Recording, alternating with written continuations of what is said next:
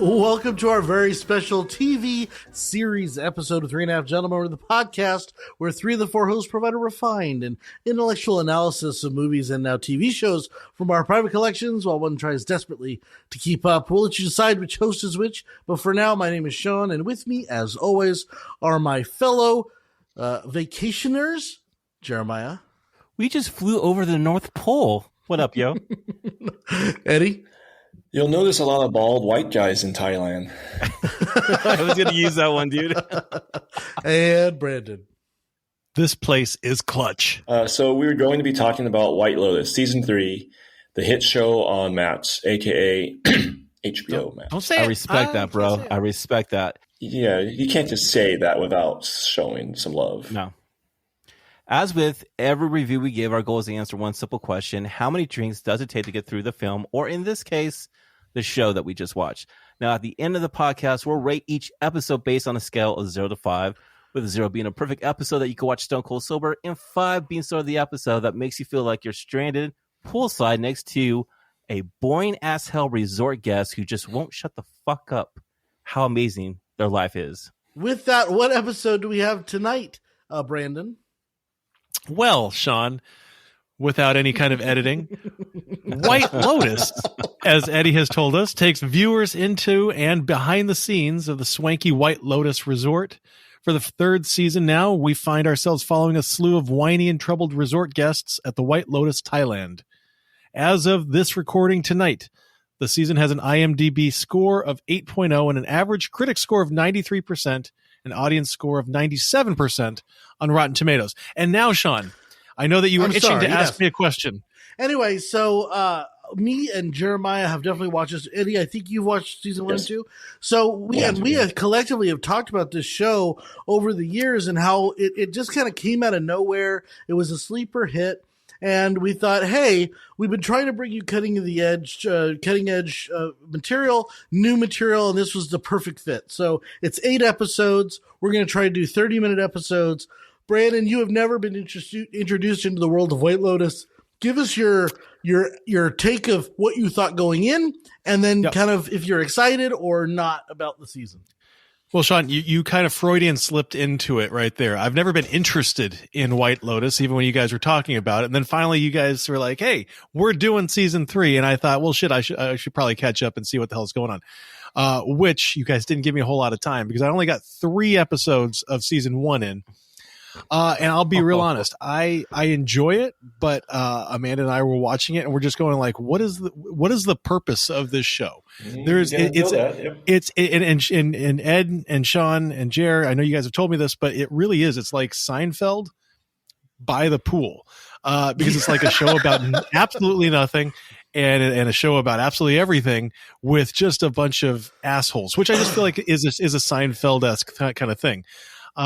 So I'm enjoying it. I'm going to continue finishing season 1, which only has 6 episodes, and season 2, I'm going to watch that with 7 episodes. And season 3's got 8 episodes. And spoiler alert, I'm guessing season 4 is going to have 9 episodes. Probably. So what I was looking forward to about actually talking about the show is that the show follows a very simple formula, which is the first episode sets up a killing or a murder or something that you actually forget about as you go through the show. So you have this first episode where the season is no different. You have the guy trying to go through this like yoga process where he's trying to zen out and trying to become one with nature, and all of a sudden there's a shooting spree, and you find a dead body, and that's how the show starts. It's been the same every season, but then all of a sudden you cut to 2 weeks before or a week before or whatever, and it's almost like that becomes completely a non-entity of the show. Mm-hmm. And then my favorite part is at about episode 7, you'll be like, oh, I remember that somebody died. And then all of a sudden you'll figure, like, all the pieces start getting put together and you have like a slam bang finish. And I think that's the best way to kind of describe the structure of what this show does. Jeremiah? There's 2 things about each season that are all the seasons that you're really about. You're like, okay, so White Lotus is a chain of a resort. And so you're like, where is the location going to be at this time? what's going to happen. So there's one thing you're like, okay, that's fucking cool. Two, you're right. There's a death in the beginning of the series, and you have to try to figure out who is the one who died and who is going to kill the person, you know? And you care. Yeah, you do care. So my question to you guys and Eddie, who do you think is the shooter Too soon. in this one? I'm kind of curious about this. It's not too soon because it's the beginning of the episode. Yeah, I'm trying to think. Okay, so I'm trying to think. You're right. So the season 1 had somebody floating in the water, right? And in season 2, same thing. Someone floating in the water. No, season 1 is they're loading the water. body. Yeah. Well, they're loading that's right. they're loading a body in the. See, I just watched it, 3 days ago. Okay. Yeah. Now be careful what you say body. about season 2 because Brandon has not seen season 2. I've not. So So that's we okay. kind of hinted that somebody already dies in the beginning. Yeah, but yeah. So I mean, Shocking. this season 3, I think the killer is someone that we don't think. Everyone's pointing towards the cigarette guy, who's pissed off and Walton Goggins. Yeah, Praise be. I think it's going to be like one of the girls. Okay. I think it's Jason Isaacs. I think Jason Isaacs is going to go crazy and kill everybody. I think he's going to go crazy and kill everybody. Number one, I want to give a shout out to Carrie Coon, who I fell in love with as a thespian after watching her just completely slam dunk on The Leftovers, which I've talked about before is still my number one best show ever made. And she is depressing show, by the way. Oh, the most depressing show, but damn it, she's good. So when I saw her name flash up there in the credits, I knew I was going to be, trying to enjoy it at least. No, what I think is going to happen, and I don't know who the killer is or who the body is in 1. Haven't seen 2 at all. If you guys spoil it, that's okay. I'll still watch it. But no, I think that it's going to be not Jason Isaacs, who we have to talk about with the Southern accent. It just feels wrong. I don't know if you guys felt the same thing, but I need my British feels wrong. Jason Isaacs. I think it is going to be his business partner. His business partner is going to come in and it's going to go after him. It has something to do with that phone call. It has something to do with the business that's shady. And I say that because the episode 1 ends with, Piper, what's her name? Not Piper. Parker Posey? Parker Posey, she's a national treasure. But her talking about how great, I was going to say Piper Parabo, wrong one. But Parker Posey talking about how great a man he is and how he's just loved by everybody and he's just a good man. And you just see this just sadness, this cloud fall over him. I think that he's going to be the target. I'm not saying that he's the dead body, but he's the target. And I do think it's going to be the business partner that he was calling. So there's a theory, beginning of the episode. Already? It's been 30 minutes. Dude, this is like Lost. This is like Lost shit. We're going to go and look at these posts and Black theories smoke and everything. So there's a theory that the son who is praying the beginning of the show, we find out that son is probably most likely going to be, the son of the masseuse that was from season 1. Yep. Now, there's a theory that there's a possibility that she might be the shooter because she recognizes that there's a person from another season, from season 1 and season 2, that she recognized there might be some type of a friction thing that might be happening with his character there. See, I love that. So we've got kind of 4 storylines starting to bubble. Yeah. And what I love about this show is they kind of let them bubble without addressing them directly. So you've got the Jason Isaacs family with their dysfunctionality. He obviously is the problem, has a business problem. It's following him. They're publishing an article about him. There's a problem. Okay. Then you've got Walton Goggins, is married to. I don't think married. I think they're dating. Yeah. I think they're dating, dude. Yeah. He's Rick. But in the show, his name is Rick. Yeah. Okay, Rick has this second theme going where he is angry that the husband of the owner of the White Lotus Thailand is gone. He was sick. Now he's gone. We don't know anything about him. I would say we do know that he's probably an American. He's probably, I don't know. There's something going on because he came. Then you've got the movie star percolating where she's got obviously some problems with these friends that she's known since high school. There's jealousy and there's anger and there's got to be, I think, some drama there, right? There's something going down. Yeah. And then the one that hasn't really come to pass yet is the staff and the inner workings of the White Lotus Thailand Hotel, because every season has had that aspect of it. More prevalent in some seasons, less prevalent in others, but you're going to have some behind the scenes drama that goes on behind the guests as well. So I think those are your four, the four things that we're starting to look at as we progress through the episode. But I like how it splinters off, right? So it's not, as you take the Isaacs family, the Isaacs, dysfunctional. That's a really nice way of putting it so far. But I mean, within that family, we've really got 3 to maybe even 4 storylines, right? We've got, middle brother and young sister, and their, let's just say it's total incestuous relationship. We've got Schwarzenegger, who is wait. Who has the incestuous relationship? The older brother. The older brother and the younger brother. Oh, no. I think we're going to find out that one of them had been adopted or something like that. We have that. Seems like they don't know. You have the sister and the other smaller brother. Yeah, because she wants to the older sleep brother with him. and the sister. No, not the older brother and the sister. No. Here's what we got. We've got sister wants to sleep in the same room with younger brother. We've got younger brother wants to watch older brother taking care of business. Okay. Then we've got, you know what I'm saying? You know what I'm saying. And then we've got older brother who just wants to get with everybody. So I'm guessing the sister is protecting the younger brother because of the older brother being something like something has happened with him. He made a move on the sister. So the sister is like, brother, stay with me tonight. Like he's a creep, and he already is. Like he's like, what's your favorite porn? And it's, let's say the obvious in that room that your sister's hot. Like no one says that. Like no one speaks like that. The older brother's a creep. But here's the deal. It's the way that the little brother is looking at and watching and wanting to see older brother. I think that all 3 of them have an incestual feel to them. That whole family has an incestual feel. And like Jeremy said, I think we've got to find out at some point that someone's not related to someone, because it's almost like you're pushing it. This is what I was talking about at the beginning of the podcast. You're pushing it too far, Mike White. I'm uncomfortable, and I don't want to be uncomfortable watching people on screen. And it's not uncomfortable like, I mean, it's like Luke and Leia kissing. It's uncomfortable. It's really uncomfortable. But what if it's like type of like the House of Dragons, the Game of Thrones, where they want to keep the pure bloodline to each other? See, that's fantasy, bro. That's fantasy. No. When the Targaryens, because it's like you become a Targaryen, you become a blue devil, right? Time out. It's not fantasy because in history has shown that they like to keep the fucking bloodline pure in past histories and stuff like that. I'm just saying it could go into that direction. I don't want to go to that direction, but there's a possibility. I will say that is one of my favorite Eddie Izzard bits. I don't know if you've ever seen it.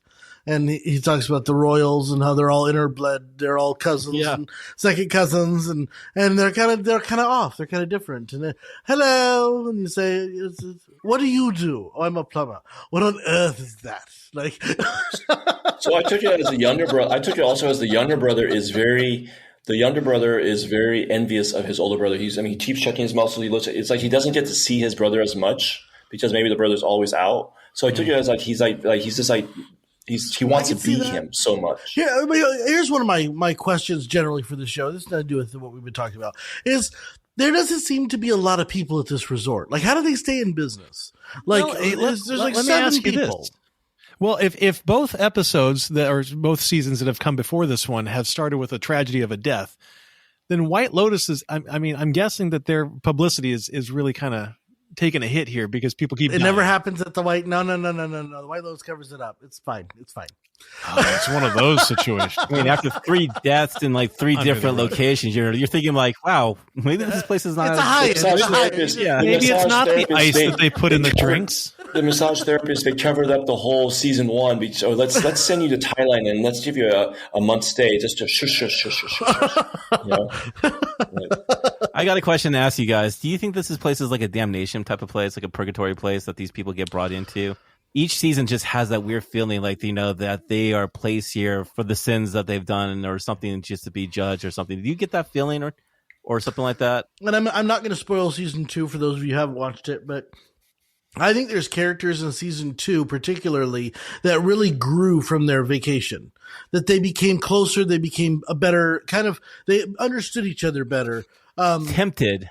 A lot of temptation. For sure. A lot of temptation, a lot of trials and tribulations. But I do believe that it's almost as though the vacation is not what they expect it to be, and it does something different than rest and relaxation, and everything has had like a different theme, right? So this season is rehabilitation. So everyone has something that they're dealing with that they've got to overcome. Walton Goggins, seems to have an anger issue. He seems obviously to have a smoking issue. What is he going to choose to be the thing that he overcomes? Jason Isaacs' character, they've got a lot of, put a list together. I mean, there's a list as long as, as lists can be. You've got Parker Posey, who clearly has a little bit of a drug problem and a little bit of a denial problem. The kids are fucked up. Like, everyone's got something.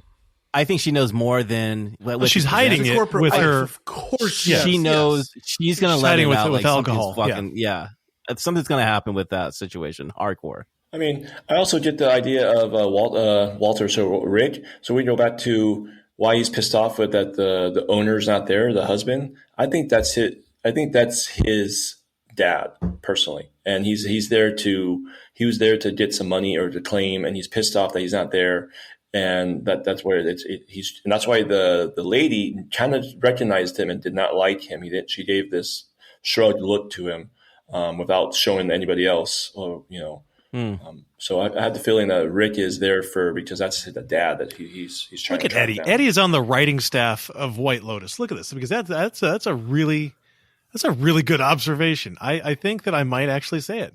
Eddie, I agree with you, buddy. I think it's his dad. I think there's something. I'm not sure if it's that. I think that there's definitely some relationship. I'm with Sean with that, because because what White Lotus does is, like, you think you're going to this path, and it goes, fuck your path. We're going to take you all the way around, and you're going to be like completely like fucked around on that shit. So what I find so interesting about these shows, about these seasons, is that you dive into the characters, and it's almost like he pairs the worst characteristics of humanity together in this beautiful place and makes them just be miserable and rotten toward each other. Like, I love it. I if you watch the other seasons, you've got the same vibe, you get the same feel. Yeah. I think the season 1 had Steve Zahn. Is that right? Steve Zahn. Oh yeah, season 1. Rock on. Yeah, Steve. and so his character was so different than Jason Isaacs' character, and yet they bring the same kind of problems to the island. They bring the different problems, but the same gravity of problems. And I think that's kind of what the show is anchored around, is that these people are going on vacation to escape when really their lives are catching up with them. you also had that in season 2 with Theo James, the main, very much so, yes. Yeah. With that part there. I don't know. I think there's just so much that's happening in the season. Like, I think it's a perfect episode. It's not a 0, but it's a perfect episode to have how to, here's all your players. Here's the chessboard. This is where everything's going to be kind of getting set up, and here's your pieces. Like, there's this scene, and a lot of this memes are happening, being sent out, like, see no evil, hear no evil, and speak no evil. And the kids are literally on the boat, and you have one kid wearing sunglasses, you have one kid drinking a something, and you have one kid listening to headphones, which is the metaphor of, like, there's something going on top of this whole thing. There's something rotten in Denmark type of shit that's happening with Good this Shakespeare with these people. reference. Thank you, sir. Yeah. Nothing is in White Lotus. I realized nothing is anything what it seems. No. It throws a bunch of curveballs nonstop. Yeah. Anytime you think you're getting something close, there's another layer to it. It's definitely like an artichoke. I hate to say it's Brandon says it is, but it is Seinfeld by the water, because Lost. They'll be having a conversation about literally nothing, and then the whole episode or a whole theme will unveil itself quite immediately. Like there was one scene, and I don't remember if it was at dinner or if it wasn't, but Jason Isaacs asked his daughter, "So when do you interview the monk?" And she's like, "Oh, I'm going to ask him tomorrow." And he has the reaction. He has the reaction that I would have is, "We came all the way to Thailand, and you didn't schedule that one beforehand. Like, what if he's sick? What if he's on, like, I don't know, a sabbatical?" And then she responds, "He's not going anywhere," which is completely the truth. He's a monk. He's gonna be there. But it's just like, Do you get the feeling that he's disappointed with his kids? Like, I fucking hate my kids. He's so disappointed. But then he's also disappointed himself because he feels he's up for a big failure. So he's up for, his business is crashing around him. So I think let's go around the horn once again and just ask this question. What is the most interesting storyline? Okay, I'm going to start with this one just because I think that this is going to be the key to everything, and I've already kind of spoiled it with that. It's going to be the conversation, the investigation into Jason Isaacs. I think that is going to be where it all kind of goes from. And granted, I haven't seen seasons 1 and 2 through, so I don't know if that's how White Lotus works, is that it kind of expands and explodes from this mystery box. But I think that this mystery box is that phone call and the conversation with his business partner and whatever's going on with Skynet, whatever the hell they're calling it. Yeah. So I think personally, you have, what's her name? Kuhn, right? Carrie Kuhn? Carrie Kuhn. Is her name? Okay, I don't think you bring her in and she's not the main. I think it's her story. I think it's something to deal with her around here. And in every season, there's always a main group of the main story. And I just think it's her. Something's going to be up with her. Like, she got a lot of screen time this first episode, and I just feel like, okay, I'm leaning towards her personally. I'm going to side with my brother here, man. I think there's a great story there. I think it's going to be one of the biggest things. I mean, that anger that she was putting out on that show, like, you felt that anger, and then she was holding back to the moment where she had to just go to her room, and she just let this horrible cry, this howl, that she couldn't let it, like, keep it in. Something's fucking crazy with that part. But I also think that when that lady notices that one person from the past 2 seasons, like, why is that dude there? I think I'm going to call an audible and say this season is not going to be about the guests at all. It's going to be about the staff. And I think that's going to be the big twist, is the staff is going to have the fucked up issue and not the guests. Wait, I gotta ask because I'm in the dark here. The masseuse sees the black couple. Is that who we're talking about? No, it's just the gentleman. It's just her son. Forgive me for this whole episode. I totally messed this up. It wasn't the masseuse. It was the lady who was actually talking to Rick's girlfriend at the bar. And she's like, I'm with this guy over here. They live up the hill. The bald guy. Uncle Rico. Season 2. Uncle Rico. Then you see, Uncle Rico. He was in season 2. Okay. And season 1. So, and he was in season 1. So I'm like, okay, so why is he there? And I think I saw the preview. I've got a week to get this all like 1, 2, Let's go. I saw a preview of, like, I think he recognized the masseuse lady that you're going to get kind of an introduction. So you might get a teaser preview of what's going to happen. So, sorry about that. You're right. No, it's all good. The lady friend. The other side of the show, Brandon, that I do like, and I'm happy that we're doing it, is because this show pays off. This isn't one of those shows that we'll see next season what wraps it up. No. It pays off. We wrap up the season. It's over. It's done. If this is the last season, then so be it. It's fine. If we get another couple of seasons, then great. But that's what I love about it, is this show, every season is self-contained, and sometimes you bleed over between seasons with characters, but that doesn't mean that you didn't finish the last mystery. So, and I don't think you have an episode that's just a useless episode. Every episode has its reasons to why it's actually being, you see it. That's lean. It's a lean show. Looking forward to it. And that brings us to the end of our review. Now it's time in the podcast where each of the hosts provides his score on the following scale. All right, guys. 0, the perfect episode. You don't need shit to enjoy it. 1, a feel-good first cocktail. 2, a happy buzz. 3, you're going to Uber or Lyft home. 4, a rough morning to watch a shame. 5, blackout, spring break drunk. All right, gentlemen. I'll do a little PG-13 there for us. Yeah. Because White Lotus is such a PG-13 show. 1, 2, 3. Okay. All right. Brandon and I are really on point. Yeah. You know what? I'm going to go ahead. I'll kick this thing off as the White Lotus newbie here. You guys did a really good job of talking me into liking this episode more than I think I did originally, and also being more excited about the season and about the show. I think that this is an interesting one because it's not a tightly knit package of a show where, it's like, oh, this is a show about, and it makes sense of like, oh, this is why we give a shit for over 6 or 7 or 8 episodes. And we just don't get that from my experience so far with it.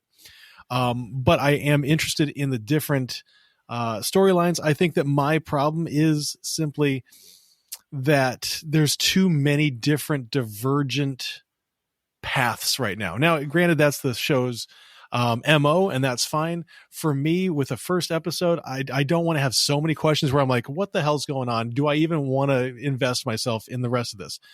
Obviously, I will, even if we weren't doing the show or the podcast, but I just feel like sometimes you can overwhelm, and I feel like this show with this season is overwhelming, especially more than season 1. That said, I'm excited about it. I'm giving it a 1.8 with hope for the future episodes. So 1.8. I'm going to kick it over to Ed because I know that Ed and I seem to be copacetic right now. Ooh, I like it.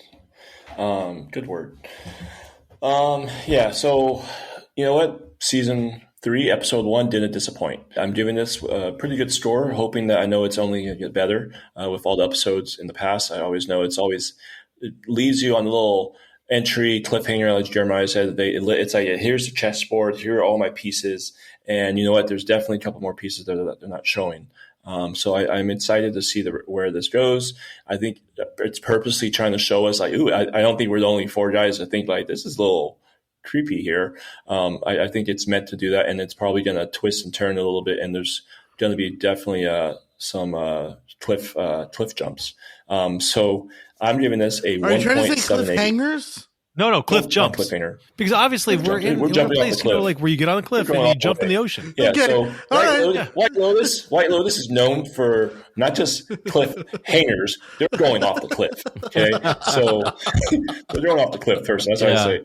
So I would like to say like Bloodline. You ever guys watch Bloodline on Netflix? Like the twists and turns. This is good. Like that a little bit. Like, but this takes it to the next level. Like there's no stop sign for White Lotus, I've realized. But I'm giving it a 1.78.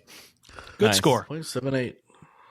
So I agree with Eddie, man. Like the first 5 minutes of this episode 1, season 3, I'm like, all right, I'm hooked. Something's happening. Something bad's gonna happen. You know what? And so I'm ready. I'm interested in the cast. I'm really curious to see what this type of group is gonna do. Is it gonna be better as the first 2 seasons? I don't know. There is something that's missing in this episode, and I think that's because there's a person that I really wish that was in this series, and hopefully maybe might come soon. Maybe Jennifer near in Coolidge. the episode. I don't understand, why would you not put this person back into the series where she's fucking amazing? However, it's a good start. It's a little thin, but it's a good start, man. It's a 1.1 for me, man. So it's a feel good first cocktail with a little lower shot of it, He's feeling first with a good cocktail. Yeah. So 1.1, Jeremiah? 1.1 for me, guys. I agree with all of your assessments. I think, although I will say this, my score is it's almost the lowest. It's a little higher than Jeremiah's. I think of the 3 seasons, this is the worst premiere by a little, not by a lot, but by a little. I think I give you that. This one didn't quite get it going, didn't get the adrenaline pumping as much, and I found myself kind of zoning out a little bit. And I think part of that is the beauty of the show is I want to go on vacation. I want to be there. I want to feel what they're feeling, because these people don't deserve it. They're just they're just so arrogant. But at the same time, I really enjoyed the actors. I mean, Walton Goggins, in my opinion, is one of the underrated superstars of Hollywood. Underappreciated too. Underappreciated, underrated. I think that Jason Isaacs is an interesting actor. He's hit and miss for me. I've liked him a lot, and then I've not liked him. I think this is going to be somewhere in between. He's got to come full circle. But like Jeremiah said, and like this episode did beautifully, it put the chips on the board. Here's the players we're playing with. It's almost like an introduction of the players. Like, it wouldn't be surprising if you were in 1800 that the first topic would say the players, and then it would introduce all the different characters that we're going to be working with. Now let's put them in their situations. And so I'm intrigued. I'm interested. With that, my score is a 1.25. So when Eddie combines the score and divide by 4, what does the first episode of season 3 of White Lotus get an average rating of? Jared Paul, can you give me a little intro song? Or it gives us a 1.4825. Oh, I think that's the best score of the season. White Lotus. No? 1.4825. Listen, Sorry, I had to just say it's got to be better than The Mandalorian. Got to be. Did we do Boba Fett? Do we do Book of Boba Fett, or do we just watch it and hate it? We hate watch it. It was hate watch so bad. I hated you guys for forcing me to continue. It was when Boba Fett wasn't on. Boba Fett, when he wasn't on it, that's when we liked it. No, the dude just walked around with his helmet off the whole fucking show. It was stupid. Boba Fett doesn't show his face. Like, what the fuck? I'm on a bright pink motor scooter. Smile! That bastard smile! All right, but that's not what we're doing. I tell you what. Ron show, guys. Ron show. I tell you what we should have done, and we missed out on, was the Skeleton Crew. That was adorable. If you guys have children, watch it with your sons and daughters. It is so fun. It is so fun. All right. Are we keeping the whole Mandalorian Boba Fett skit in this episode? I don't know. We'll see. We'll see. Jeremiah, where does that put us on the list of TV episodes for the show? Well, it's a 1.4825, so it's the number 1 episode so far for this season. Number 3, White Lotus. That's the score right there. All right. Well, if you enjoyed our review or a fan of the podcast, we ask you please subscribe or you're listening over to YouTube. Check us out. Ring the bell. Subscribe. Check us out on Instagram at @Gentleman Podcast. The dot means a lot, even though Brandon leaves it out of every freaking script that he possibly could. At this point, Sean knows it. Please drop us a DM. Drop us a DM on Instagram and check out our flubs and our mistakes, which I assure you we don't have. Drink and review. There are several. This is all alcohol right here. What do you want me to do? Tune in for the rest of the White Lotus season 3. We'll be dropping it every week. And then we'll also be dropping our regularly scheduled movies each week as well. We're bringing you great television shows for the rest of the season, like the final season of Stranger Things, season 2 of Wednesday, season 2 of The Last of Us, and now White Lotus. And like I said, we're doing movies every week, and the movies are just getting better and better and better. Super excited about that.